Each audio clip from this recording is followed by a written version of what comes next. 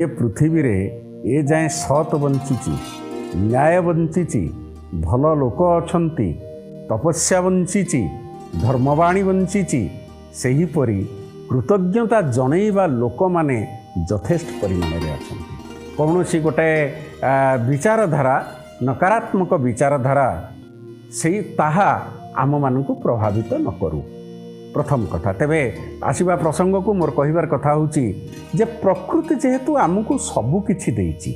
तेणु आमर कर्तव्य होची प्रकृति प्रति आमे आमर कृतज्ञता जनैबा।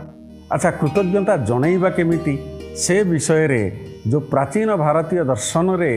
आमर वेद रे कहगला आम कृतज्ञता प्रकृति को केमती जनैबा। आमे कौन प्रकृति को कहबा हे वृक्ष देवता नमस्कार गछ भितर तो गेले कहबनी नमस्कार आमे कहबा हे नदी नमस्कार सी तो आमको प्रति नमस्कार जनैब नहीं जनैबा आवश्यक नहीं किंतु सुधीवृंद